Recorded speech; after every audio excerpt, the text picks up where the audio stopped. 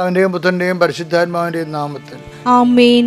അമ്മേ പരിശുദ്ധ അമ്മേ, അമ്മേ പരിശുദ്ധമേ, ദൈവമാതാവേ, കൃപാസനത്തിലൂടെ ഞങ്ങൾക്കും ഞങ്ങളുടെ ദേശത്തിനും അമ്മ മധ്യസ്ഥം തേടി തന്ന എല്ലാ അനുഗ്രഹങ്ങൾക്കും കൃപകൾക്കും ഞങ്ങളിപ്പോൾ ഹൃദയം നിറഞ്ഞ നന്ദി പറയുന്നു.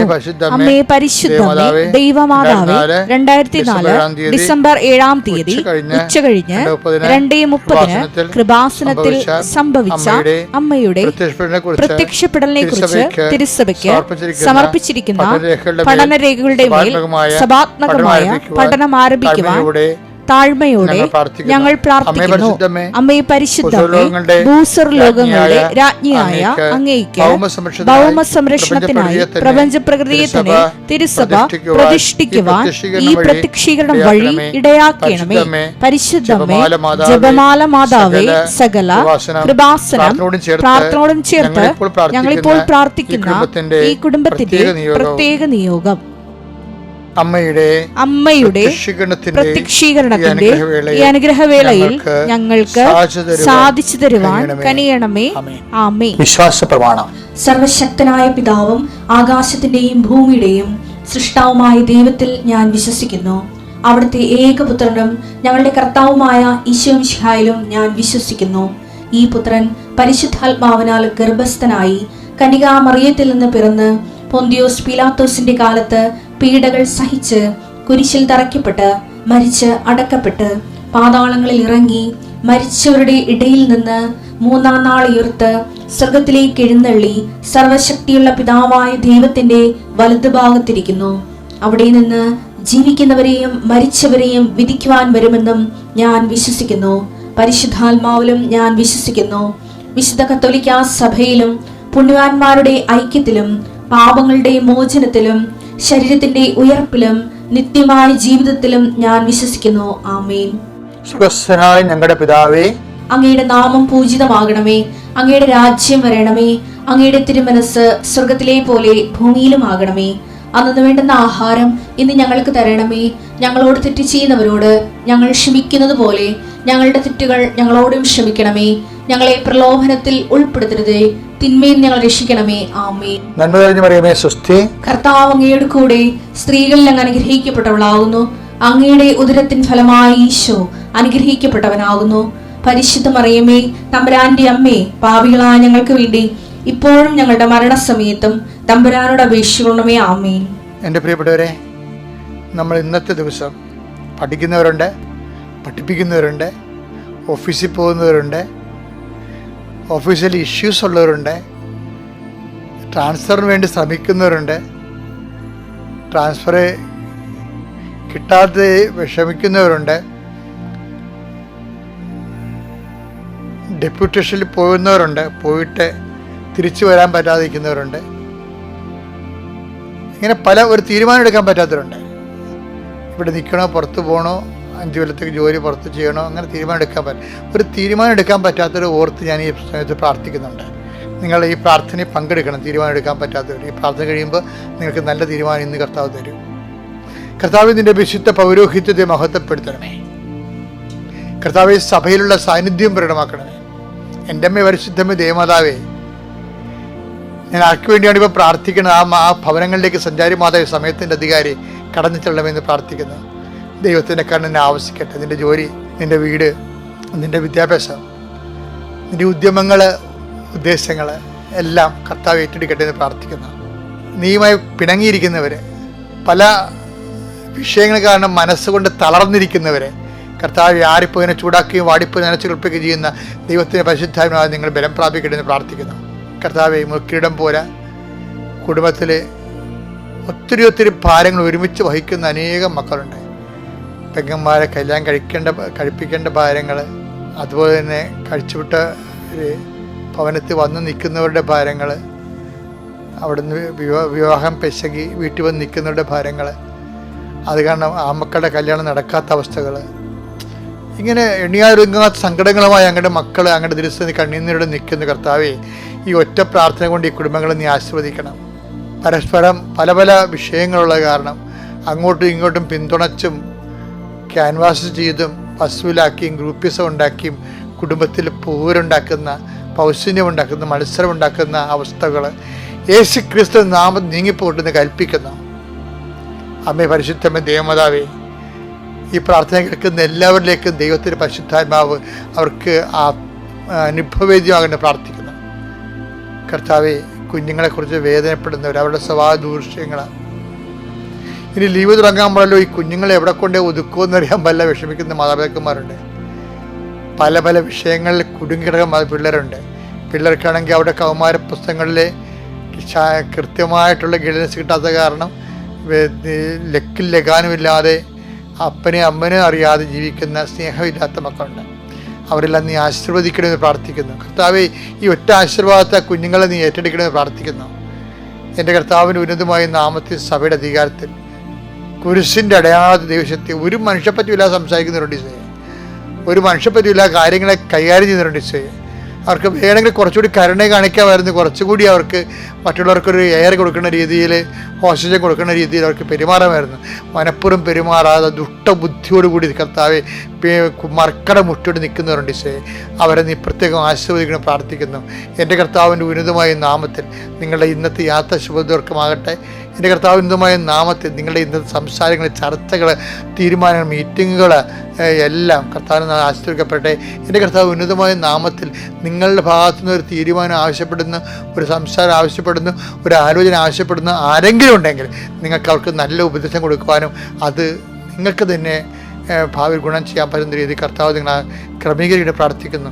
എൻ്റെ കർത്താവ് ഉന്നതമായ നാമത്തിൽ, സഭയുടെ അധികാരത്തിൽ, കുരിശിൻ്റെ അടയാളത്തിൽ ദൈവശക്തിയെ അനുഗ്രഹിക്കപ്പെടട്ടെ. നമ്മൾ ആൻജിയോപ്ലാസ്റ്റി എന്ന് കേട്ടിട്ടുണ്ടല്ലേ? നമ്മൾ ഹൃദയത്തിനൊക്കെ ബ്ലോക്കേഡ് വന്നാൽ ഒരു ബലൂൺ ട്രീറ്റ്മെൻറ്റ് ചെയ്യും. ഇങ്ങനെ ഹൃദയത്തിൻ്റെ ധമനികൾ ഇങ്ങനെ ചുങ്ങിപ്പോയാൽ അതിനെ വികസിപ്പിച്ചെടുക്കാനുള്ള ട്രീറ്റ്മെൻറ്റ് നടത്തും. ബ്ലോക്കുകൾ എടുത്തു കളയുന്ന ഹൃദയ ധമനികളുടെ ആർട്ടറിയിലൂടെയൊക്കെ കുഴൽ കടത്തിക്കൊണ്ടത് എടുത്തു കളയുന്ന സിസ്റ്റമുണ്ട്, ക്ലീൻ ചെയ്യണമുണ്ട്. ശരിക്കും പറഞ്ഞാൽ ഞാനിത് പറയാൻ കാരണം ആത്മാവിൻ്റെ ഒരു ആൻജിയോപ്ലാസ്റ്റിയാണ്. ആത്മാവിൻ്റെ കൊളസ്ട്രോൾ ആണല്ല, അഹങ്കാരം ഉണ്ടാകും നമുക്ക്, അല്ലേ? അഹങ്കാരം, തന്നിഷ്ടം, തോന്നിവാസം, താൻ തോന്നിത്തരം, അതൊക്കെ വരുമ്പോൾ ദൈവഹിതത്തിനെതിരെ വരത്തില്ലേ? ഈ അഹങ്കാരികൾ എന്തുകൊണ്ടാണ് ബൈബിൾ എപ്പോഴും ടോർപ്പഡോ ചെയ്യണതിൻ്റെ കാരണം വെച്ച് കഴിഞ്ഞാൽ, അഹങ്കാരികൾ എന്ന് പറയുമ്പോൾ അഹം ക്യാരി ചെയ്യുന്ന ആൾക്കാരാണ്, അല്ലേ? ക്യാരിയാണ് ഇംഗ്ലീഷ് വാക്കാണെങ്കിലും ഇപ്പം മുട്ടക്കാരൻ എന്നൊക്കെ പറയത്തില്ല, മുട്ട ചുവന്ന് നടന്ന് വിൽക്കുന്ന ആൾക്കാർ, പാട്ടുകാരൻ ഒക്കെ അത് വഹിക്കുന്ന ആൾക്കാരാണ്. അഹത്തെ വഹിക്കുന്നു, അഹങ്കാരം വലുതാക്കിയിട്ട് അത് വഹിച്ചുകൊണ്ട് നടക്കും. അതിൻ്റെ പ്രശ്നം വെച്ച് കഴിഞ്ഞാൽ ദൈവത്തെ അവർക്ക് ഉൾക്കൊള്ളാൻ പറ്റത്തില്ല. ഭയങ്കര പ്രാർത്ഥനയൊക്കെ ആയിരിക്കും അവർ, എന്തെങ്കിലും ഇങ്ങനെയൊക്കെ കുടുംബത്തിലാണെങ്കിലും ഭയങ്കര ചിട്ടയും കാര്യങ്ങളൊക്കെ ആയിരിക്കും, പക്ഷേ തുള്ളിപോലും ആത്മാവിൽ കൃപയുണ്ടാകത്തില്ല. അതിൻ്റെ കാരണമെന്ന് പറയുന്നത് അഹങ്കാരം ഉള്ളതുകൊണ്ടാണ്. അപ്പം അവനെ കൊണ്ട് ബൈബിൾ എപ്പോഴും അവർക്ക് ട്രീറ്റ്മെൻറ്റ് കൊടുക്കും. ട്രീറ്റ്മെൻറ്റ് എന്ന് പറയുന്നത് വെച്ചാൽ അവരെ ട്രീറ്റ്മെൻറ്റ് എന്ന് പറയുന്നത് ഈ നിയമാവർത്തനം 8:3 നമ്മളെപ്പോഴും വായിക്കത്തില്ല. അതൊരു അഹങ്കാരത്തിൻ്റെ ഒരു ട്രീറ്റ്മെൻറ്റ്, ഒരു ആൻജിയോപ്ലാസ്റ്റിയാണ് ശരിക്കും പറഞ്ഞാൽ, ആത്മാവിൻ്റെ ആൻജിയോപ്ലാസ്റ്റി. വായിച്ചേ നിയമാവർത്തനം 8:2 വായിച്ചേ. നിങ്ങളുടെ ദൈവമായ കർത്താവ് നിങ്ങളെ എളിമപ്പെടുത്താനും തന്റെ കൽപ്പനകൾ അനുസരിക്കുമോ ഇല്ലയോ എന്നറിയാനും നിങ്ങളെ പരീക്ഷിച്ച് നിങ്ങളുടെ ഹൃദയ വിചാരങ്ങൾ മനസ്സിലാക്കാനും വേണ്ടി ഈ 40 സംവത്സരം മരുഭൂമിയിലൂടെ നിങ്ങളെ നയിച്ച വഴിയെല്ലാം നിങ്ങൾ ഓർക്കണം. അതായത് ദൈവം തന്നെ മരുഭൂമിയിലൂടെ നമ്മളെ നയിക്കും. മരുഭൂമി എന്ന് പറയുന്നത് എന്താണ്? ബേസിക്കായിട്ട് വെള്ളം കിട്ടത്തില്ല, പിന്നെന്താണ്? വെള്ളവുമില്ല, പിന്നെന്താണ്? മരങ്ങളുമില്ല, തണലുമില്ല. അപ്പം നമ്മളെ സഹായിച്ചുകൊണ്ടിരിക്കുന്ന ആൾക്കാർക്ക് ചില സമയത്ത് സഹായം നിർത്തും. ഇപ്പം നമ്മുടെ കയർ കമ്പനിയാണ്, കശുവണ്ടി കമ്പനിയാണ്, അല്ലെങ്കിൽ റബ്ബറാണ്, ഏലമാണ്, നമ്മുടെ ഈ ഉൽപ്പന്നങ്ങളെ എടുത്തുകൊണ്ടിരിക്കുന്ന കമ്പനിക്കാർ പെട്ടെന്ന് നിർത്തും. തണൽ പോയില്ലേ, നമ്മൾ മരുഭൂമിയിലായില്ലേ? ഇപ്പം കടപ്പുറത്തൊക്കെ ആണെങ്കിൽ ചെറിയ ചാള കിട്ടണത്, അതിന് രുചിയുമില്ല. എന്താ കാര്യം എന്ന് വെച്ചാൽ 30,000 കണ്ടിയെന്നും പറഞ്ഞുകൊണ്ട് പുതിയൊരു വല ഇറങ്ങിയിട്ടുണ്ട്. ഗുജറാത്തുകാർ വന്നിട്ട് രാത്രി വന്നിട്ട് ഉള്ള 1000 മുഴുവൻ കടലിൽ നിന്ന് പിടിച്ചിട്ട് പോയി. അതിനെതിരെയൊക്കെ നമ്മളിപ്പോൾ സമരത്തിന് പോകാനുണ്ട്. അതുകൊണ്ട് എന്താ പറ്റിയത്? അപ്പം ഇവിടെ ഉള്ളവർക്ക് പ്രശ്നമായി. അവിടെ അപ്പോൾ എല്ലാ മേഖലകളിലും ഇതുപോലുള്ള പ്രശ്നങ്ങളുണ്ടാകും. എല്ലാ മേഖലയിലും മരുഭൂമികൾ വരുന്നു, തണൽ പോകുന്നു. നമുക്ക് ആ കമ്പനി, നമ്മുടെ ഏലവോ നമ്മുടെ റബ്ബറൊക്കെ എടുത്തിരുന്ന കമ്പനി ഇപ്പോൾ എടുക്കണില്ല, തണൽ പോയി. കശുവണ്ടി എടുത്തിരുന്നവർ ഇപ്പോൾ വേണ്ടെന്ന് പറയണം, അടുത്ത പ്രാവശ്യം നോക്കാമെന്ന് പറയണം. കൈയെടുത്തിരുന്നവർ സീസൺ കഴിഞ്ഞെന്ന് പറയണം, അടുത്ത പ്രാവശ്യം നോക്കാമെന്ന് പറയുമ്പോൾ തണൽ പോകുന്നു. അപ്പോൾ തണൽ പോകുമ്പോൾ എന്ത് പറ്റുമെന്ന് വെച്ച് കഴിഞ്ഞാൽ നമ്മൾ അഹങ്കാരം കൊണ്ട് മറ്റുള്ളവർ ഉടനെ നമ്മളെന്ത് ചെയ്യും?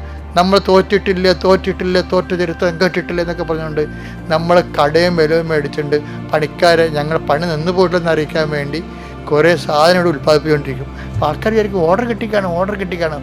ഒരു ഓർഡറും ഇല്ല. ഞാൻ തോറ്റിട്ടില്ല എന്ന് പറയാൻ വേണ്ടി സാധനം ഉണ്ടാക്കിയാണ്, കടം മേടിച്ച് വീണ്ടും നമ്മൾ ഉൽപ്പാദനം നിർത്തും. അതായത് ഈ മരുഭൂമിക്കാലത്ത് മണ്ടത്തരം കാണിക്കരുത്. അത് എളിമപ്പെടാൻ വേണ്ടി ദൈവം തന്നതാണ്. ദൈവത്തിന് ശരണപ്പെടാനുള്ള സമയമാണത്. അപ്പം അത് വിനയപ്പെടാൻ പറഞ്ഞാൽ അത് നിങ്ങളെ വിനയപ്പെടുത്താനാണെന്നാണ് പറയണത്. വിനയപ്പെടുത്താനും അപ്പം കൊണ്ട് മാത്രമല്ല, കശുവണ്ടിയും കൊണ്ടും കയറും കൊണ്ടും ഏലം കൊണ്ടും കുരുമുളക് കൊണ്ടും റബ്ബർ കൊണ്ടും മാത്രമല്ല, ദൈവത്തിൻ്റെ വായിൽ നിന്ന് വീഴുന്ന ഓരോ വചനം കൊണ്ടുപോകണം. അപ്പം നീ ദൈവത്തിലേക്ക് തിരിയാൻ പറഞ്ഞിരിക്കുകയാണ്. കാര്യം എന്താ? അപ്പം ഉണ്ടായാലും കശുവണ്ടി ഉണ്ടായാലും കയറുണ്ടായാലും കുരുമുളക് ഉണ്ടായാലും നമ്മൾ കുറച്ച് പൈസ കിട്ടും, നമ്മൾ ഭക്ഷണം കഴിക്കും, നമ്മൾ മരിക്കും, തീർന്നു. നിത്യത വരെയുള്ള കാര്യങ്ങൾക്ക് വേണ്ടിയാണ് ഈ മരുഭൂമി നമുക്ക് നേരത്തെ തരുന്നത്. അല്ലെങ്കിൽ നിത്യത മരുഭൂമിയായി പോകും. അതാണ് വിഷയം. അപ്പം അതുകൊണ്ട് എളിമയോട് അക്സെപ്റ്റ് ചെയ്തിട്ട് കർത്താവ് ശരിയാക്കും. കർത്താവ് ഒരിക്കലും അവനെല്ലാം നല്ലതുപോലെ ചെയ്യണമെന്നല്ലേ പറയണത്. 7:37 എടുത്തേ, മാർക്കോസ് 7:37. അവർ അളവറ്റ വിസ്മയത്തോടെ പറഞ്ഞു. അവൻ എല്ലാ കാര്യങ്ങളും, അവൻ യേശു എല്ലാ കാര്യങ്ങളും നന്നായി ചെയ്യുന്നു. അപ്പൊ അതാണ് ദൈവത്തിന്റെ ഒരു രീതി. എന്താണ്? ദൈവം നല്ലതേ ചെയ്യത്തുള്ളൂ. അപ്പോൾ എന്തെങ്കിലും ഒരു മോശത്തരം നമ്മുടെ ജീവിതം സംഭവിച്ചാലും നിങ്ങൾ ഓർക്കണം, കർത്താവ് ശരണപ്പെട്ട് എളിമപ്പെട്ട് ആത്മാവിനെ കൊളസ്ട്രോളൊക്കെ മാറ്റി അഹങ്കാരമൊക്കെ മാറ്റി വിനയപ്പെട്ട് നല്ല കൃപയുടെ രക്തോട്ടം ഉണ്ടായിക്കഴിഞ്ഞാൽ തീർച്ചയായിട്ടും കർത്താവ് വിശുദ്ധ ഇടപെടും. അങ്ങനെ ഇടപെടട്ടെ എന്ന് പ്രാർത്ഥിക്കുന്നു. പരിശുദ്ധ പരമദിവ്യകാരുണ്യത്തിന് എൻ്റെ ദൈവവേദന, ഈ സാക്ഷ്യങ്ങളെല്ലാം ദൈവം നിന്റെ മുമ്പിൽ ഈ കാലത്ത് തരണം. എന്തിനാണ്? നീ ഈ സങ്കടകാലത്ത് വിഷമിക്കാതെ കണ്ണുനീരിൽ നിൻ്റെ ജീവിതം അവസാനിക്കത്തില്ല എന്ന് ദൈവം നിന്നോട് പറയണം എന്നിലൂടെ. അല്ലാതെ നിൻ്റെ ജീവിതം ഒരു സ്ഥലത്ത് എത്തിയിട്ടില്ല, അല്ലാതെ നിൻ്റെ ജീവിതം നീ വിചാരിക്കുന്ന പോലെ തകർന്നിട്ടില്ല. നീ വിശ്വസിക്കുക. വിശ്വസിച്ചുകൊണ്ട് നമുക്കറിയാലോ, ഉടമ്പടിയുടെ സത്യസന്ധത എന്ന് പറഞ്ഞാൽ വിശ്വസിച്ചു എന്ന് പറഞ്ഞിട്ട് കാര്യമില്ല. കാര്യം നമ്മൾ അധരം കൊണ്ട് വിശ്വസിക്കണത്, ഹൃദയത്തിൽ വിശ്വസിക്കണത് അധരം കൊണ്ട് ഏറ്റു പറയുമ്പോഴേ അത് നമ്മളുടെ ജീവിതത്തിൽ അത് പ്രാവർത്തിയമാക്കണത് ദൈവത്തിരുസന്നിധിയിൽ അല്ല, അത് ദൈവത്തിന് നീതിയുടെ ഭാഗമാണ്. അപ്പോൾ എന്തുമാത്രം നിൻ്റെ ഉടമ്പടിയെ നീ പ്രവർത്തികൾ കൊണ്ട് നീതീകരിക്കുന്നുവോ അത്ര കണ്ട് ദൈവം നിന്നെ വിശ്വാസത്തിലെടുക്കും. പല അണ്ണന്മാർക്ക് കുഴപ്പമുണ്ടാക്കണമെന്ന് വെച്ച് കഴിഞ്ഞാൽ അവർ വന്ന് കുറേ കാര്യങ്ങളൊക്കെ എഴുതിയിട്ടിട്ട് പോകുമെന്നല്ലാതെ അത് പിന്നീട് അതുമായിട്ട് കണ്ടിന്യൂ ചെയ്യത്തില്ല. അത് ദൈവസംഘത്തിൻ്റെ പദ്ധതിയാണ് മനസ്സിലാക്കിക്കൊണ്ട് ദൈവത്തിൻ്റെ കൂടെ നിൽക്കത്തില്ല. അവരിപ്പോഴും അവിടെ ഫ്രണ്ട്സിൻ്റെ കൂടെയും നാട്ടുകാരുടെ കൂടെയും വീട്ടുകാരുടെ കൂടെയും ക്ലബിൻ്റെ കൂടെയും പാർട്ടിയുടെ കൂടെയൊക്കെ നടക്കുകയാണ്. പക്ഷേ നിങ്ങൾ ദൈവത്തിൻ്റെ കൂടെ മാത്രം നടക്കാൻ പറ്റിയ ഒരു കാലഘട്ടത്തിലേക്ക് ദൈവം നിങ്ങളെ തിരിച്ചു കൊണ്ടുവന്നിരിക്കുന്നത് ദൈവപൈതലെ you must know by no means. നീ അതറിയാതെ മാർഗ്ഗമില്ല. കാര്യം ഇത് ദൈവത്തിൻ്റെ കാലമാണ്. അല്ല ഇനി നിൻ്റെ എല്ലാം മടക്കി വെച്ചിട്ട് നിൻ്റെ ബന്ധവും സ്വന്തം കാര്യങ്ങളെല്ലാം കുറച്ച് നേരം അതിനെല്ലാം ഒരു സൊല്ല് കൊടുത്തിട്ട് നീ ദൈവത്തിലേക്ക് മടങ്ങി വരണം. അല്ല കൂട്ടുകാർ പറയണം, വീട്ടുകാർ പറയണം, നാട്ടുകാർ പറയണം കേട്ടിട്ട് ഓരോ മനുഷ്യനെ തുള്ളിയൊരു കാലം ഉണ്ടായി തുള്ളി നിമിടം വരെ വിറവാദം പിടിച്ച് കിടക്കുകയാണ്. ഇനി തിരിച്ച് നീ വരണം. നിനക്ക് ദൈവം മാത്രമേ ഉള്ളൂ, ആർക്കും നിന്ന് രക്ഷിക്കാൻ പറ്റത്തില്ല, ദൈവത്തെ മാത്രം രക്ഷിക്കാൻ പറ്റത്തുള്ളൂ എങ്കിൽ അത് ഉടമ്പടിയിലൂടെയാണ് നടക്കണമെന്നുണ്ടെങ്കിൽ ഉടമ്പടി അർഹിക്കുന്ന അവകാശപ്പെടുന്ന ദൈവത്തിൻ്റെ സ്നേഹത്തെ അത് പ്രവർത്തകരുടെ പ്രകടമായിക്കൊണ്ട് സുവിശേഷ സാക്ഷിയായിക്കൊണ്ട് ദൈവ പൈതലായി ഉയരാൻ വേണ്ടി നീ പ്രാർത്ഥിക്കട്ടെ. ശ്രദ്ധിക്കട്ടെ. പ്രകടമായ പ്രവർത്തനങ്ങൾ, നീതീകരണങ്ങൾ ഞങ്ങളുടെ ഭാഗത്തു നിന്നുണ്ടാകുവാൻ ഈ ആരാധനയിലൂടെ അഭിഷേകിച്ചു ഉയർത്തണമേ. പരിശുദ്ധ പരമദിവ്യകാരുണ്യത്തിന് എപ്പോഴും നമ്മൾ ശ്രദ്ധിക്കേണ്ടത്, ഉടമ്പടിയിൽ എപ്പോഴും ഐ വിൽ ഡു എന്ന് പറഞ്ഞ ഒത്തിരിയേറെ വാഗ്ദാനങ്ങളുണ്ടാകും. ഉടമ്പടി എല്ലാം അടിസ്ഥാനപ്പെട്ടിരിക്കുന്ന വാഗ്ദാനം. നിങ്ങളുടെ ഈ പല കാര്യങ്ങളും നിങ്ങൾക്ക് സ്വപ്നം കാണാൻ പോലും പറ്റാത്ത കാര്യങ്ങൾ എന്തുകൊണ്ടാണ് നിവൃത്തിയാക്കണത്? അതിനെക്കുറിച്ച് കറസ്പോണ്ടിങ് പ്രോമിസസ് ഉള്ളത് കൊണ്ടാണ്. ഉടമ്പടിയും എന്ന് പറഞ്ഞ വാഗ്ദാനം തന്നെയാണ് ദൈവത്തിൻ്റെ. 8856 വാഗ്ദാനങ്ങൾ ദൈവം തന്നിട്ടുണ്ട്. അതിനകത്ത് ഇനി വരാൻ പോണ കാലത്തുള്ള ജീവിതത്തിൻ്റെ ആവശ്യങ്ങൾ വരെ ഉൾപ്പെട്ടുകൊണ്ടാണ് ആ വാഗ്ദാനം മുന്നോട്ട് പോകുന്നത്. അതറിയണമെങ്കിൽ സങ്കീർത്തനം 105:8 വായിച്ച് സ്തുതിക്കട്ടെ. Hallelujah hallelujah hallelujah hallelujah hallelujah. യേശുവേ നന്ദി, യേശുവേ സ്തുതി. സങ്കീർത്തനം 105:8-9. അവിടുന്ന് തന്റെ ഉടമ്പടി എന്നേക്കും അനുസ്മരിക്കും. ഒന്ന് പറഞ്ഞേ, അവിടുന്ന് തന്റെ ഉടമ്പടി എന്നേക്കും അനുസ്മരിക്കുന്നു. തന്റെ വാഗ്ദാനം തലമുറകൾ വരെ ഓർമ്മിക്കും. അപ്പൊ ഈ ഉടമ്പടി എന്ന് പറഞ്ഞത് തന്നെ വാഗ്ദാനമാണ്. അതിന്റെ അടുത്ത അടിയിലുള്ള 9 വായിച്ചേ. അബ്രാഹത്തോട് ചെയ്ത ഉടമ്പടി. പറഞ്ഞേ, അബ്രാഹത്തോട് ചെയ്ത ഉടമ്പടി ഇസഹാക്കിന് ശപഥപൂർവം നൽകിയ വാഗ്ദാനം തന്നെ. ആ സംഭവം. അപ്പോൾ ഉടമ്പടി എന്ന് പറഞ്ഞ വാഗ്ദാനം തന്നെയാണ്. ദൈവം ഒരു വാഗ്ദാനം തന്നിട്ടുണ്ടെങ്കിൽ അത് ഉടമ്പടിയുടെ ഭാഗമാണത്. അപ്പോൾ ദൈവം തന്ന വാഗ്ദാനം കേട്ടാൽ നമ്മൾ ഞെട്ടിപ്പോകും. എന്തെല്ലാം പറഞ്ഞിരിക്കുന്നത്? അത് ഐസയ 42 വായിച്ചവന് 42:16 ശ്രുതിക്കട്ടെ. Hallelujah hallelujah hallelujah hallelujah hallelujah. യേശുവേ നന്ദി. Hallelujah hallelujah. യേശയ്യ 42:16. യേശയ്യ 42:16. അജ്ഞാതമായ മാർഗത്തിൽ. ഒന്ന് പറഞ്ഞേ, അജ്ഞാതമായ മാർഗത്തിൽ. അപ്പം നിനക്ക് മാർഗം കാണണമെന്നൊരു നിർബന്ധമില്ല. നിനക്ക് എങ്ങനെ രക്ഷപ്പെടും, എങ്ങനെ ജീവിക്കും, എങ്ങനെ ഈ വിഷയം തരണം ചെയ്യും, ആരും നമ്മളെ സഹായിക്കും, അങ്ങനെ ചോദിക്കേണ്ട. മനുഷ്യന്മാരെ ആശ്രയിക്കേണ്ടെന്ന് പറഞ്ഞിട്ടുണ്ട്. രക്ഷാൻ കഴിയാത്ത മനുഷ്യ അഭയം തേടരുത്. Take the blood of God. ശ്രുതിക്കട്ടെ. Hallelujah hallelujah hallelujah hallelujah hallelujah. യേശുവേ നന്ദി. Hallelujah hallelujah hallelujah. യേശുവേ സ്തുതി. Hallelujah hallelujah. ആരാധന ആരാധന ആരാധന. യേശുവേ മഹത്വം മഹത്വം മഹത്വം മഹത്വം. Hallelujah hallelujah hallelujah hallelujah hallelujah. യേശുവേ നന്ദി നന്ദി നന്ദി. Hallelujah hallelujah. 118 സങ്കീർത്തനം 8 തിരുവചനം. സങ്കീർത്തനം 118:8. മനുഷ്യനിൽ ആശ്രയിക്കുന്നതിനേക്കാൾ നല്ലത് കർത്താവിൽ അഭയം തേടുന്നത് നല്ലത്. പ്രഭുക്കന്മാരിൽ ആശ്രയിക്കുന്നതിനേക്കാൾ കർത്താവിൽ അഭയം തേടുന്നത് നല്ലത്. പ്രഭുക്കന്മാരുണ്ടാവും, പാർട്ടിക്കാരുണ്ടാവും, പള്ളിക്കാരുണ്ടാവും, നാട്ടുകാരുണ്ടാവും, ബന്ധുക്കളുണ്ടാവും, സ്വന്തപ്പെട്ടവരുണ്ടാവും, അളിയന്മാരുണ്ടാവും. ഈ അണ്ണന്മാരിൽ ആശ്രയിക്കുന്നതിനേക്കാൾ എന്താ എഴുതിയിരിക്കണത്? പ്രഭുക്കന്മാർ ആശ്രയിക്കുന്നതിനേക്കാൾ. വായിച്ചോളൂ. കർത്താവിൽ ആശ്രയിക്കുന്നതാണ് നല്ലത്. അപ്പോൾ പ്രഭുക്കന്മാർ എന്ന് പറഞ്ഞ് പ്രഭുക്കന്മാരിൽ ആശ്രയിക്കുന്നതിനേക്കാൾ കർത്താവിൽ ആശ്രയിക്കുന്നതാണ് നല്ലത്. അപ്പൊ നിങ്ങൾ ഈ മനുഷ്യന്മാരിലുള്ള ആശ്രയം കുറച്ച് കൊണ്ടുവരണം. എന്നിട്ട് എന്ത് ചെയ്യണം? ദൈവത്തിൽ ആശ്രയിച്ചുകൊണ്ടിരിക്കണം. പ്രേക്ഷിത വേലയായാലും ശരി, അതുപോലെ തന്നെ ഉപവി പ്രവർത്തനങ്ങളായാലും ശരി, ആതുര സേവനങ്ങളായാലും ശരി, ദൈവത്തിൽ ആശ്രയിക്കുന്നതിൻ്റെ ഒരു ആവിഷ്കാരങ്ങളാണതെല്ലാം. അതപ്പോൾ ദൈവത്തെ നിങ്ങളുടെ ഉടമ്പടി സത്യസന്ധമാണെന്ന് തോന്നും. അങ്ങനെ വന്നാൽ നിങ്ങൾ ചിന്തിക്കാത്തതുകൊണ്ട് വാഗ്ദാനമാണെന്ന് നമ്മൾ കണ്ടില്ലേ. അതായത് സങ്കീർത്തനം 105:8-9 എന്താ പറയണത്? ഉടമ്പടി തന്നെയാണ് വാഗ്ദാനം. വാഗ്ദാനം എന്ന് പറയുന്നത് എന്താണ്? I will lead the blind by a road they do not know. അത് അന്ധന്മാരെ വാഗ്ദാനത്തിലുള്ളതാണ്. അന്ധന്മാരെ ഞാൻ എന്ത് ചെയ്യും? അതായത് I will lead the blind by a road they do not know. അവർക്ക് അജ്ഞാതമായ വഴികളിലൂടെ ഞാൻ അന്ധന്മാരെ നയിക്കും. ഒന്ന് ചിന്തിച്ച് നോക്കിയേ. നിങ്ങളൊന്ന് കണ്ണടച്ചിരുന്നാൽ നോക്കിയാൽ മനസ്സിലാവും. നിങ്ങൾക്ക് കണ്ണടച്ച് നടക്കാൻ പറ്റും. നമുക്ക് അപ്പം അന്ധന്മാരാണെന്ന് വിചാരിച്ചോ. എന്നിട്ട് നമ്മൾക്ക് എങ്ങനെ ജീവിക്കും, ഏത് ജോലി ചെയ്യും, എപ്പോൾ കല്യാണം കഴിക്കാൻ പറ്റും, കുഞ്ഞുങ്ങളുണ്ടാകുമോ, ജോലി കിട്ടുമോ, നമ്മുടെ കടങ്ങൾ എങ്ങനെ പരിഹരിക്കും, ഈ രോഗം എങ്ങനെ സുഖപ്പെടും എന്ന് നമുക്കറിയാൻ പാടില്ലാതിരിക്കുന്ന സമയമാണ് അന്ധത എന്ന് പറയുന്നത്. അതാണ് അന്ധത എന്ന് പറയുന്നത്. അപ്പോൾ അങ്ങനെ നിനക്ക് നിൻ്റെ ജീവിതത്തെക്കുറിച്ചും ജീവിതത്തെ എങ്ങനെ രക്ഷപ്പെടുന്നതിനെക്കുറിച്ച് you have no idea. Then you are a blind person. Blind പേഴ്സണിനുള്ള പ്രോമിസ് എന്താണ്? I will lead the blind. എവിടെയാണത്? നിനക്ക് അജ്ഞാതമായ വഴികളിലൂടെ, നീ ഇന്നുവരെ ചിന്തിക്കാത്തത്, ആലോചിക്കാത്തത്, നിന്റെ ബുദ്ധി കൊണ്ട് കണ്ടുപിടിക്കാത്ത പോം വഴികളിലൂടെ കർത്താവ് നിന്നെ കൈപിടിച്ച് നടത്തും. കൈയിടിച്ച് കർത്താവ്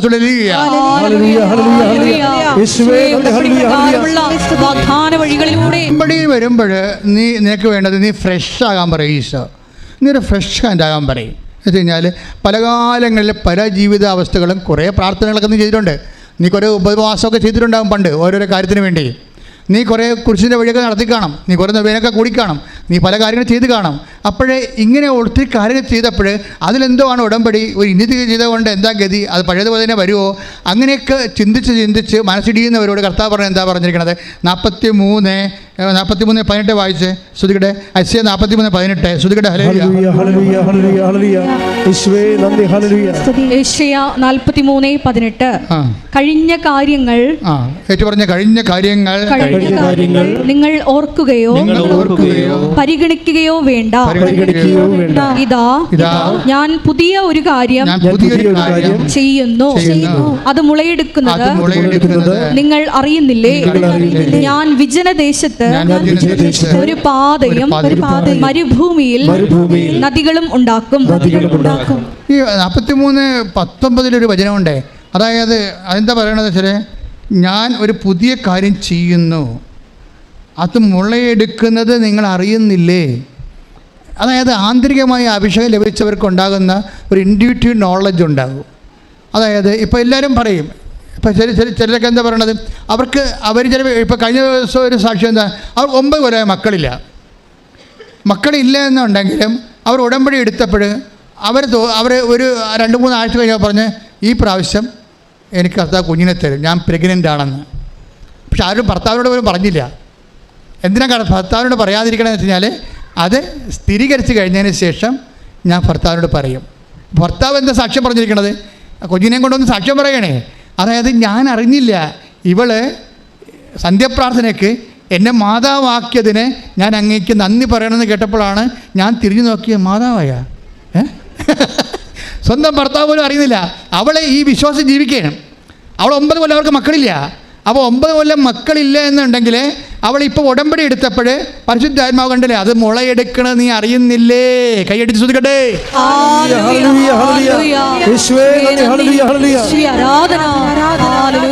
അനുഭവങ്ങൾ ലെവലിൽ ഇപ്പോൾ ഇന്നലെ തന്നെ ശിവനന്ദൻ എന്താ പറഞ്ഞറിയാവോ? ഇയാൾ തുടങ്ങുന്നതിന് ഇങ്ങനെയാണ്, ഇത് ജീവനുള്ള ദൈവങ്ങൾ അധിവസിക്കുന്ന ഈ സ്ഥലത്തേക്ക് എന്നെ കൂട്ടിക്കൊണ്ടുവന്നതിന് നന്ദി പറയണമെന്ന്. അദ്ദേഹം അങ്ങനെ പറയണത്. ക്രിസ്തീയതയിൽ ഒറ്റ ദൈവം മാത്രമേ ഉള്ളൂ. പക്ഷെ അദ്ദേഹത്തിൻ്റെ ഒരു എക്സ്പ്രഷനാണ്, ജീവനുള്ള ദൈവങ്ങൾ വസിക്കുന്ന ഇടത്തേക്ക് എന്നെ കൂട്ടിക്കൊണ്ടുവന്നതിന് ഞാൻ നന്ദി പറയണം. അതാണ് ശിവനന്ദനത്തിൻ്റെ സാക്ഷ്യത്തിൻ്റെ ആദ്യ ഭാഗങ്ങളെ. പക്ഷേ എന്ത് സംഭവിച്ചു കഴിഞ്ഞാൽ, നമ്മൾ 9 കൊല്ലം മക്കളില്ല. ഒന്ന് ചിന്തിച്ച് നോക്കിയേ. അവർ 5 കൊല്ലം മക്കളില്ലാത്തപ്പോൾ തന്നെ ചെയ്യാവുന്ന എല്ലാം ചികിത്സ ചെയ്ത് കാണും. പക്ഷെ ഉടമ്പടി എടുത്തപ്പോൾ അവിടെ ഉള്ളിലെ പരിശുദ്ധാത്മാവ് നീ ഈ ആഴ്ച പ്രഗ്നൻ്റ് ആകുമെന്ന് ആന്തരികമായിട്ട് അവളോട് സംസാരിക്കാൻ തുടങ്ങി. ഇത് ഒരു പുതിയ കാര്യമല്ല. അതുകൊണ്ടാണ് ബൈബിൾ പറയണത്, അതായത് ഇതാ ഞാനൊരു പുതിയ കാര്യം ചെയ്യുന്നു, അത് മുളയെടുക്കുന്നത് നിങ്ങൾ അറിയുന്നില്ലേ? അതാണ് ഐസയ 43:18-19. അതായത് നമ്മൾ രക്ഷപ്പെടാൻ പോകുന്ന കാര്യം നമുക്ക് മുന്നറിവ് തരും. നമുക്ക് നീ വിഷമിക്കണ്ട, നിൻ്റെ വിസ ഈ ആഴ്ച വരും. അതാണ് വിഷയം. നീ വിഷമിക്കണ്ട. നിന്നെ സംബന്ധിച്ചത് നിനക്ക് ഇപ്പോൾ പൈസ ഇല്ലെങ്കിലും പൈസ എങ്ങനെയായാലും ഉണ്ടാകും. എത്ര സാക്ഷി നിങ്ങൾക്ക് വേണം ഇതുപോലെ. അത് അപ്പോൾ ദൈവം ഇടപെട്ട് കഴിയുമ്പോൾ അത് മുളയെടുക്കണത് നമുക്ക് തന്നെ ദൈവം തന്നെ നമ്മൾക്ക് അറിയിച്ചുകൊണ്ടിരിക്കും. അതുകൊണ്ടാണ് ശിവനന്ദനം പറഞ്ഞത്, ജീവനുള്ള ദൈവം അധിവസിക്കുന്ന ഇടമെന്ന് പറഞ്ഞത്. അതായത് എന്തിനാണ് ഞാനിപ്പോൾ എന്നിലൂടെ ദൈവം നിങ്ങളോട് സംസാരിക്കണം ചോദിച്ചു കഴിഞ്ഞാൽ, നിങ്ങൾ മനസ്സ് പതറരുത്, നിങ്ങൾ ഇടയ്ക്കിട്ട് കളയരുത്. നിങ്ങൾ വർദ്ധിച്ച സ്നേഹത്തോടെ ജീവചൈതന്യത്തോടെ ദൈവത്തെ ഇന്ന് അല്ലെങ്കിൽ നാളെ അല്ലെങ്കിൽ അടുത്ത ആഴ്ച ഈ ദൈവം എന്നെ സ്പർശിക്കും, ഞാൻ ദൈവത്തിൻ്റെ കൈപിടിച്ച് എൻ്റെ ജീവിത അന്ത്യം വരെ നടക്കുന്ന ഒരു കാലം വരും. കൈയടിച്ച് ശ്രദ്ധിക്കട്ടെ.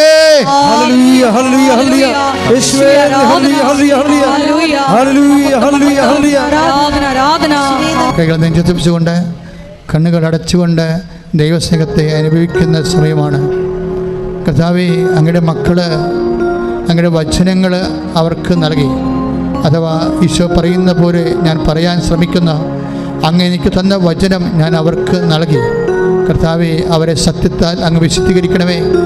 ഈശോയെപ്പോലെ ഞാൻ പ്രാർത്ഥിക്കുന്നു, അങ്ങ് സത്യത്താൽ അങ്ങ് അവരെ സംരക്ഷിക്കണമേ. കർത്താവേ, ഇപ്പോൾ കണ്ണുനീരോടെ പ്രാർത്ഥിക്കുന്ന, ഇപ്പോൾ ഓൺലൈനിൽ പ്രാർത്ഥിക്കുന്നവരുണ്ട്, ഇവിടെ തീർത്ഥാടനത്തിൽ പ്രാർത്ഥിക്കുന്നവരുണ്ട്. കർത്താവ് ഉടമ്പടി എടുത്തിട്ട് കർത്താവ് ഈ നിമിഷം നീ വരും, അടുത്ത നിമിഷം വരുമെന്ന് നിന്നെ കാത്തുകാത്തിരുന്ന് കണ്ണു നൊന്ത് പ്രാർത്ഥിക്കുന്നവരുണ്ട്. അവരെല്ലാം സമർപ്പിച്ച് പ്രാർത്ഥിക്കുന്ന കർത്താവേ, നീ വരാതിരിക്കുമ്പോഴേ, നീ വരുന്നില്ലെങ്കിൽ കർത്താവേ ഇവർ വെണ്ണീറായി പോകുന്നുള്ള വലിയ സത്യം കർത്താവേ ഈ അൾത്താറയിൽ അമ്മമാതാവ് ജീവനോടെ പ്രത്യക്ഷപ്പെട്ട ഈ സ്ഥലത്ത് നിന്നുകൊണ്ട് കർത്താവേ ഞാൻ നിന്നെ അറിയിക്കാൻ ആഗ്രഹിക്കാൻ കർത്താവേ, നീ വരുന്നില്ലെങ്കിൽ, നീ വൈകിയാൽ കർത്താവേ അങ്ങനെ മക്കൾ കർത്താവേ വെണ്ണീറായി പോകും കർത്താവേ. നീ ഞങ്ങളുടെ പിതാക്കന്മാർ കാണിച്ച കാരുണ്യം അങ്ങയുടെ അവകാശം ഓഹരിമാകുന്ന ഇസ്രായേൽ ജനത്തോട് നീ കാണിച്ച കാരുണ്യം കർത്താവേ, ഈ കാര്യങ്ങൾ നിന്റെ നാമം വിളിച്ച് പ്രാർത്ഥിക്കുന്ന ഓരോ മകൻ്റെ മേലും മകളുടെ മേലും കർത്താവേ നീ കൈവെക്കണമെന്ന് പ്രാർത്ഥിക്കുന്നു. നിന്റെ ആണിപ്രദാനം വലതുകരം അത്ഭുതകരം സ്പർശിക്കണം പ്രാർത്ഥിക്കുന്നു. ഒരുമിച്ച് പ്രാർത്ഥിക്കട്ടെ, ഒരുമിച്ച് ശ്രദ്ധിക്കട്ടെ കർത്താവ്. നിന്റെ വലിയ ശക്തി കർത്താവ് മക്കളെ കൊടുക്കണം പ്രാർത്ഥിക്കുന്ന കർത്താവ്. അടിപ്പിണർ പോലെ കർത്താവെ, വൈദ്യ ആഘാതം പോലെ കർത്താവ്, ദൈവിക ശക്തി കർത്താവ് ആകാശം പിളർന്നിറങ്ങണമെന്ന് പ്രാർത്ഥിക്കുന്ന കർത്താവ്. ഈശോ അങ്ങയുടെ ചൈതന്യം കർത്താവ്, അങ്ങയുടെ ശക്തി കർത്താവ്, അങ്ങയുടെ തിരുമുറവാർന്ന വലതുകരം ഓരോ മകൻ്റെ മേലും ഓരോ മകളുടെ മേലും കർത്താവ് വെക്കണം പ്രാർത്ഥിക്കുന്ന കർത്താവ്. ഉച്ച മുതൽ ഉള്ളംകാലം വരെ അടിപ്പിണർ പോലെ, ഉച്ച മുതൽ ഉള്ളംകാലം വരെ അടിപ്പിണർ പോലെ, വൈദ്യ ആഘാതം പോലെ ദൈവികമായ ശക്തി ഇറങ്ങി വസിക്കട്ടെ കർത്താവ്. അടിയ രോഗത്തിൻ്റെ സൗഖ്യ പിണരുകൾ കർത്താവ് ഇപ്പോഴും മക്കൾ അനുഭവിക്കട്ടെ പ്രാർത്ഥിക്കുന്ന. പേശികൾ വേദന ഉള്ളവർ പ്രാർത്ഥിച്ചുകൊണ്ട് കർത്താവ് അവരെ സമർപ്പിച്ചുകൊണ്ട് പ്രാർത്ഥിക്കണം. ഈശോയെ സർവാംഗം കർത്താവ്, വിസർപ്പ രോഗമുള്ളവർ കർത്താവ്, സോറിയാസിൻ്റെ രോഗമുള്ളവർ കർത്താവ് കണ്ണീരോടെ പ്രാർത്ഥിക്കുന്നു കർത്താവേ. ഞങ്ങൾക്ക് വേണ്ടി ക്രൂശിക്കപ്പെട്ടവനെ, ഞങ്ങൾക്ക് വേണ്ടി തിരുവാവിൽ മുറിവേറ്റവനെ, ഞങ്ങൾക്ക് വേണ്ടി മുഴുക്കനും ചൂടിയവനെ, നിന്റെ തിമിർപ്പാർന്ന വലതുകരം ഓരോ മകൻ്റെ വേണ്ടി വെക്കണേ പ്രാർത്ഥിക്കുന്നു കർത്താവ്. കർത്താവ് നിന്റെ മുടി ഇഴകൾ പോലും ഓരോന്നും കർത്താവ് ഒന്നൊഴിയാതെ എണ്ണിയിരിക്കുന്നു പറഞ്ഞ കർത്താവ്. ഞങ്ങളെ സ്വന്തം പുത്തനെ നൽകി സ്നേഹിക്കാൻ പോകുന്ന ഞങ്ങളെ പുത്തനോടൊപ്പം കർത്താവ് ഞങ്ങൾക്ക് വേണ്ടി സമസ്തം നൽകുന്ന നല്ല ദൈവമേ, നിന്റെ സ്നേഹത്തിൻ്റെ കിരണങ്ങൾ അടി പിണറുകൾ കർത്താവ്, രോഗത്തിൻ്റെ സൗഖ്യത്തിൻ്റെ പിണർ കർത്താവ്. ഉച്ച മുതൽ ഉള്ളംകാലം വരെ ഓരോ ആന്തരിക അവയവങ്ങൾ, പിസ്തുല രോഗികൾ, PCOD രോഗികൾ, RSS രോഗികൾ, ശ്വാസകോശ രോഗികൾ കർത്താവ്, കരൾ രോഗികൾ കർത്താവ്, തൈറോയ്ഡ് രോഗികൾ കർത്താവ്, സ്പോണ്ടിലോസിസ് രോഗികൾ, പിൻകടത്തിൽ വേദനയുള്ളവർ, അസ്ഥി രോഗികൾ, നടുവിൽ ചെരിഞ്ഞവർ കർത്താവ്, മുതുകിന് മുഴയുള്ളവർ, സർവാംഗം മുഴയുള്ളവർ കർത്താവ്, വാത രോഗികൾ, യേശു ക്രിസ്തുവിൻ്റെ ഉന്നതമായ രക്തം മഴ പോലെ പെയ്യട്ടെ. യേശു ക്രിസ്തു ഉന്നതമായ രക്തം മഴ പോലെ പെയ്യട്ടെ. യേശു ക്രിസ്തു ഉന്നതമായ രക്തം മഴ പോലെ പെയ്യട്ടെ. യേശു ക്രിസ്തു ഉന്നതമായ നാമത്തിലെ മാരക രോഗങ്ങൾ യേശു നാമത്തിൽ സൗഖ്യം പ്രാപിക്കട്ടെ. ശ്രദ്ധിക്കട്ടെ. കഴിഞ്ഞ ദിവസങ്ങളിൽ ഒരു സാക്ഷ്യം ഉണ്ടായിരുന്നത് ഉടമ്പടി ധ്യാനം. ഈ ഉടമ്പടി ധ്യാനം ഓൺലൈനായിട്ട് മൊബൈലിൽ കൂടിക്കൊണ്ടിരിക്കുമ്പോൾ മൊബൈലിൻ്റെ ഉള്ളിൽ നിന്ന് മുല്ലപ്പൂവിൻ്റെ സുഗന്ധമുണ്ടായി, സ്വർഗീയ സുഗന്ധമുണ്ടായി. അവരുപയോഗിച്ചുകൊണ്ടിരിക്കുന്ന സമയത്താണ് അങ്ങനെ സുഗന്ധം ഇല്ലായിരുന്നത്. പക്ഷേ വചനം കേട്ടുകൊണ്ടിരിക്കുന്ന സമയത്ത് ഇതിൽ നിന്ന് സ്മെല്ല് വരാൻ തുടങ്ങി, മാതാവിൻ്റെ സാന്നിധ്യം ഉണ്ടാകാൻ തുടങ്ങി. നമ്മളൊക്കെ കേൾക്കുമ്പോൾ നമുക്ക് ചിരി വരും. പക്ഷേ നമ്മളൊക്കെ ചിന്തിക്കുന്നതിനേക്കാളും വളരെ ഗൗരവമായിട്ടാണ് ദൈവം ഉടമ്പടി എടുത്തിരിക്കുന്നത്. ആൾക്കാരുടെ സാക്ഷിയൊക്കെ മനസ്സിലാവും. കാരണം അതുവരെ ഇങ്ങനെ സ്മെല്ലില്ല. ഇപ്പോൾ സ്മെല്ലെന്ന് പറഞ്ഞാൽ ഇപ്പോൾ മുല്ലപ്പൂവിൻ്റെ പോലത്തെ സ്മെല്ലാണ്. അത് ഇപ്പോൾ ഒത്തിരി ആയിരക്കണക്കിന് മനുഷ്യരുടെ സാക്ഷ്യമായി. അപ്പോൾ മാതാവിൻ്റെ ഒരു പ്രസൻസിൻ്റെ അടയാളമാണ് അത്. ഇവിടെ മാത്രമല്ല, എവിടെ വേണമെങ്കിലും നീ ഒരു വിഷമിച്ച് നിൻ്റെ മനസ്സ് വിങ്ങിക്കൊണ്ടിരിക്കുന്ന സമയത്ത് നീ അമ്മമാതാവിൻ്റെ ഭക്തനാണെന്നുണ്ടെങ്കിൽ, നീ പെട്ടുപോയൊരവസ്ഥയാണെങ്കിൽ അമ്മയിൽ ആശ്രയം വെച്ചാൽ അപ്പം തന്നെ ഈ സാന്നിധ്യം ഇങ്ങനെ വെളിപ്പെടുത്തും. നീ ഒറ്റക്കല്ല, ഞാൻ നിൻ്റെ കൂടെ ഉണ്ട് എന്ന് വ്യക്തതയോടുകൂടി നമുക്കത് മനസ്സിലാകുകയും ആത്മശക്തി കൊണ്ട് നമ്മൾ നിറയുകയും ചെയ്യും. അപ്പോൾ അതുകൊണ്ട് തന്നെ ഉടമ്പടി ധ്യാനങ്ങൾ കേൾക്കുമ്പോഴേ ചിലപ്പോഴും നിങ്ങൾ പലയിടത്തും കേട്ടിട്ടുള്ള കാര്യങ്ങളായിരിക്കും അച്ഛൻ പറയണത്. സാധാരണഗതിയിൽ ഞാൻ ഒരു ധ്യാനവും ആരുടെയും കേട്ട് പറയത്തില്ല, പഠിച്ചും പറയത്തില്ല. വചനം ഇങ്ങനെ എപ്പോഴും നോക്കിക്കൊണ്ട് രൂക്ഷമായിട്ടൊക്കെ നോക്കിക്കൊണ്ട് പ്രാർത്ഥിച്ചും കർത്താവിനോട് ചോദിച്ചൊക്കെ ഇരിക്കും. എന്നിട്ടും എനിക്ക് ഇവിടെ വരണത് വരെ ചിലപ്പോൾ ഒന്നും കിട്ടത്തില്ല. ഞാൻ താമസിക്കുന്നത് അതാണ്. ഞാൻ ഈശോ എന്തെങ്കിലും ഒന്ന് പറഞ്ഞതിന് ശേഷമല്ലേ നമുക്ക് കയറാൻ പറ്റത്തുള്ളൂ. അപ്പോൾ എനിക്കൊരു ക്ലൂ കിട്ടിക്കഴിയുമ്പോൾ ഞാൻ കയറും. അതാണ് 1 മണിക്കൂർ ഇന്ന് താമസിച്ചത്. അവിടെ ഇരുന്ന് ഇത് തന്നെ നോക്കിക്കൊണ്ടിരിക്കുകയായിരുന്നു. സാക്ഷ്യം ഏതാണ്? നമുക്ക് വേണമെങ്കിൽ എന്തും പറയാം. ഈശോ ഉദ്ദേശിക്കുന്ന സാക്ഷ്യം ഏതാണ്? ഇപ്പം മാറിയില്ലേ? ഞാൻ പറയാൻ ഉദ്ദേശിക്കാത്ത സാക്ഷ്യമാണ് ഇപ്പോൾ പറഞ്ഞത്. എന്താണത്? ഉടമ്പടി വചനം കേട്ടുകൊണ്ടിരിക്കുന്ന സമയത്ത് തന്നെ മാതാവിൻ്റെ സാന്നിധ്യം ഉണ്ടാകുമെന്ന്. അപ്പോൾ ഉടമ്പടി വചനത്തിൻ്റെ ഒരു പ്രത്യേകതയാണത്. അപ്പോൾ ഉടമ്പടിയുടെ എല്ലാ ഭാഗങ്ങളും അങ്ങനെയാണ്. അതായത് ഇതിൽ നിന്ന് കിട്ടുന്ന ഉടമ്പടി തൈലമായാലും അതുപോലെ തന്നെ ഉടമ്പടി വചനമായാലും പിന്നെ നമ്മൾ ഉടമ്പടിയോട് ബന്ധപ്പെട്ട് ചെയ്യുന്ന പ്രേക്ഷിത പ്രവർത്തനമായാലും എല്ലാത്തിനും ടച്ച് ഓഫ് ഗോഡ് ഉണ്ട് ദൈവത്തിൻ്റെ. പക്ഷെ നമ്മൾ ചെയ്യുമ്പോൾ നമ്മൾ അതിൻ്റെ അകത്ത് ഇൻവോൾവ് ആകണം. അതെപ്പോഴും നമ്മൾ ശ്രദ്ധിക്കണം. പേഴ്സണൽ ഇൻവോൾവ്മെൻറ്റ് ഉടമ്പടിയുടെ ഒരു പ്രധാനപ്പെട്ട ആക്ടിവേഷൻ പ്രിൻസിപ്പിളാണ്. അതായത് നമ്മൾ അതിൻ്റെ അകത്ത് സന്നിഹിതരാണ്. ഇപ്പോൾ പരിശുദ്ധ കുർബാനയിൽ ഈശോ സാന്നിധ്യം നൽകുന്നതാണ്. പക്ഷെ അത് അനുഭവിക്കണ ആർക്കാണ്? നിങ്ങൾ തന്നെ അവിടെ സന്നിഹിതമാണെങ്കിൽ മാത്രമേ അത് ആ സാന്നിധ്യം നമുക്ക് പേഴ്സണലായിട്ട് അനുഭവിക്കാൻ പറ്റത്തുള്ളൂ. നിങ്ങൾ തന്നെ അതിന് സന്നിഹിതനാകണം എന്ന് പറയുന്നത് എന്താണ്? ഇപ്പോൾ ചിലരൊക്കെ കുർബാന സ്വീകരിച്ച് കഴിയുമ്പോൾ വിരലൊക്കെ നക്കണത് കാണാം. എന്താ കാര്യം? അത് ഈശോയുടെ ഒരു തരി അതിൽ വിരലിൽ എവിടെയെങ്കിലും ഉണ്ടെങ്കിൽ അത് വേസ്റ്റായി താഴെ വീണ്ടും പോകരുതെന്നുള്ള. അപ്പോൾ ആ വ്യക്തി അതിന് പ്രസൻസാണ്, ഈശോയുടെ പ്രസൻസാണ്. പക്ഷേ അതിനേക്കാൾ ഉപരി നമ്മുടെ ഒരു പ്രസൻസ് അവിടെ വേണം. പേഴ്സണൽ ഇൻവോൾവ്മെൻറ്റ് ഈ ആത്മീയതയുടെ എല്ലാം അങ്ങനെയാണ്. നമ്മൾ പ്രസൻ്റ് അല്ലെങ്കിൽ അത് വർക്കൗട്ട് ചെയ്യത്തില്ല. അച്ഛൻ പറഞ്ഞ മനസ്സിലായില്ലേ? ദൈവം അതിൽ പ്രസൻ്റാണ്. പക്ഷേ if you want to feel it we must present there. ദൈവം അവിടെ പ്രസൻ്റാണ്. ഉടമ്പടിയിലായാലും പരിശുദ്ധ കുർബാനയിലായാലും നിങ്ങളുടെ ശുശ്രൂഷ ചെയ്യുന്ന സമയങ്ങളിലായാലും വചനം കേൾക്കുന്ന സമയമായാലും ഗോഡ് ഈസ് പ്രസൻറ്റ് ദെയർ. കാര്യം എന്താണ്? ദൈവം അതിലൊരു കക്ഷിയാണല്ലോ. വേറെ ഒരു പ്രാർത്ഥനയ്ക്കും ദൈവം കക്ഷിയല്ല. ഉടമ്പടിക്ക് ദൈവം ഒരു കക്ഷിയാണ്. അതുകൊണ്ട് it's a fact by no means God is present there. ദൈവം അവിടെ പ്രസൻ്റാണ്. The problem is that we are not present there sometimes. നമ്മളവിടെ പ്രസൻ്റ് അല്ല. പ്രത്യക്ഷീകരണ പ്രാർത്ഥന ചെല്ലുമ്പോൾ തന്നെ നമ്മുടെ മനസ്സ് പലയിടത്തായിരിക്കും അല്ലേ? പ്രത്യക്ഷീകരണ പ്രാർത്ഥന ചൊല്ലിക്കൊണ്ടിരിക്കുകയാണ്. ഇന്ന് നീറ്റിൻ്റെ പരീക്ഷ ഉണ്ട്, എൻ്റെ മകൾ എന്ത് വരുമായിരിക്കും ഒക്കെ എല്ലാം മനസ്സിലാക്കി കൊടുക്കുക.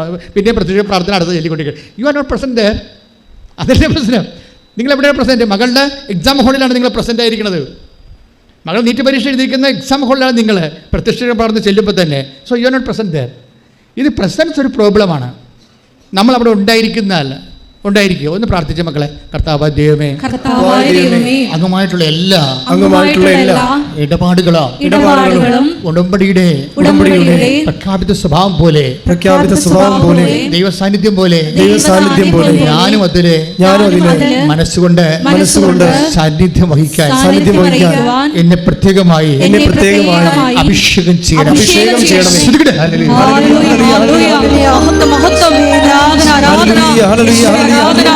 ഉടമ്പടി എടുക്കുന്ന ഞങ്ങൾ എല്ലാവരും ഈശോയുടെ അങ്ങേ സാന്നിധ്യം അനുഭവിച്ചറിഞ്ഞ് നിബന്ധനകൾ പാലിച്ച് ദിവ്യകാരുണ്യത്തിന് ആരാധനയും സ്തുതിയും പുകഴ്ചയും ഉണ്ടായിരിക്കട്ടെ. പിന്നെ ഈ ഉടമ്പടിയുടെ എക്സിക്യൂഷൻ ഇല്ലേ, അതിൻ്റെ പ്രയോഗവിധികളിലേ, പ്രയോഗവിധികളിൽ നല്ല ശരിക്ക് ഭക്തി ഉണ്ടാകണം. മനസ്സിലായില്ലേ? നമ്മളൊരു ടെക്നിക്കലായിട്ട് ഒരു എന്താണ് ചെയ്യാൻ വേണ്ടി നമ്മൾ ഓരോ കാര്യങ്ങൾ ചെയ്യല്ലേ, അങ്ങനെ ചെയ്യരുത്. ഉടമ്പടിയിൽ ദൈവത്തിൻ്റെ വാഗ്ദാന പ്രകാരം ദൈവത്തിൻ്റെ സാന്നിധ്യം ഉണ്ടല്ലോ. അമ്മയുടെ മധ്യസ്ഥത്തിൽ ദൈവത്തോടല്ലേ, നമ്മൾ ഈശോനോടല്ലേ ഉടമ്പടി ചെയ്യണത്. അപ്പോൾ നമ്മളെ സംബന്ധിച്ചിടത്തോളം ആ ഈശോയുടെ സാന്നിധ്യം ഉണ്ട്. നമ്മൾ ഉടമ്പടി തൈലം തേക്കുമ്പോഴും അതുപോലെ തന്നെ പത്രം കൊടുക്കുമ്പോഴും കർത്താവിനെ അറിയാത്തത് അറിയിക്കുമ്പോഴും അറിഞ്ഞവരെ ആഴപ്പെടുത്തുമ്പോഴും രോഗികളെ കാണുമ്പോഴും ഓൾഡ് ഏജ് ഹോമിലേക്ക് പോകുമ്പോഴും ഒക്കെ പ്രെയർ ചെയ്തുകൊണ്ട് പോകണം. അല്ലാതെ വേറെ നിങ്ങൾ സിനിമ കഥയും പറഞ്ഞു പോകരുത്. ഇതൊരു പ്രേക്ഷിത പ്രവർത്തനമാണ്. ദൈവത്തിൻ്റെ സാന്നിധ്യം നിങ്ങൾ ആ സമയത്ത് ശരിക്കും ഫീൽ ചെയ്യണം. നമുക്ക് ഫീൽ ചെയ്തില്ലെങ്കിൽ ഇപ്പോൾ എമ്മാവുസിലേക്ക് പോയ ശിഷ്യന്മാർ, അവർക്ക് എന്തുകൊണ്ടാണ് ഈശോനെ ഫീൽ ചെയ്തത്? ഈശോയുടെ കൂടെ നടന്നത് എന്താണ്? അവർ ഈശോനെക്കുറിച്ച് സംസാരിച്ചുകൊണ്ട് പോയത് കൊണ്ടാണ്. Take the word of God. സ്തുതിക്കട്ടെ. ഹല്ലേലൂയ.